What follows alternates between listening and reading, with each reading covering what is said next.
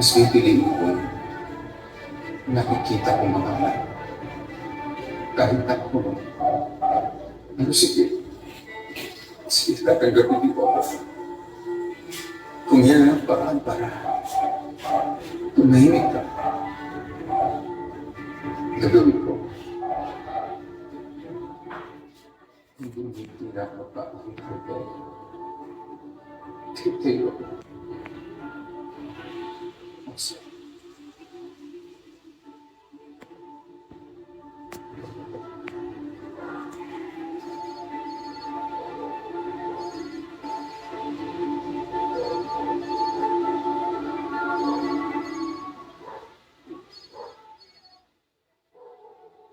Bakit hindi mo sagutin, kuya?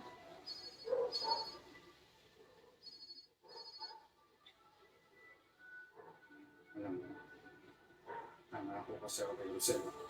Hindi na ako magiging parte ng buhay nila. Kailangan ko panindigan mo. Kahit mahirap at masakit yan para sa'yo, kuya. Bakit ka naman? Hindi ko alam ito. But I deserve this.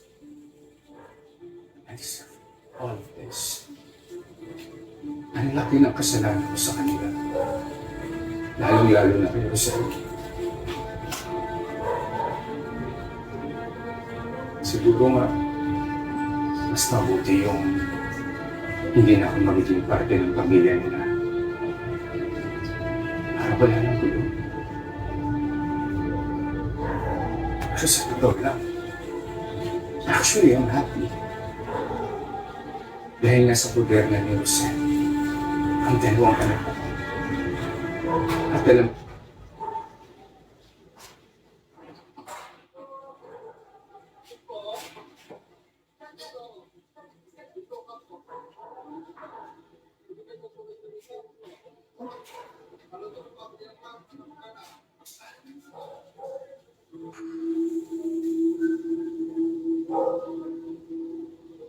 Lalo,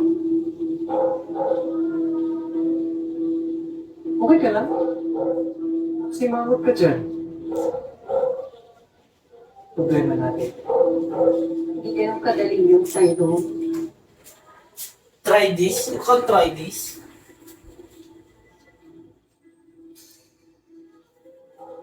Misiko! Mga kaputang bagyo! Tara, atras! Kaya dito! Inibas natin. Sila sa wala.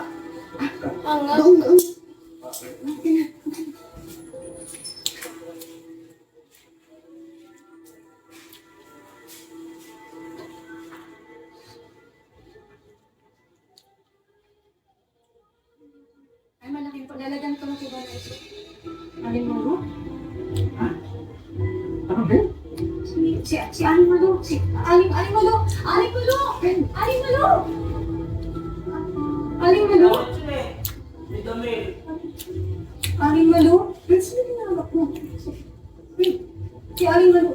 Nakita ko siya. Nandito siya mismo. Dito.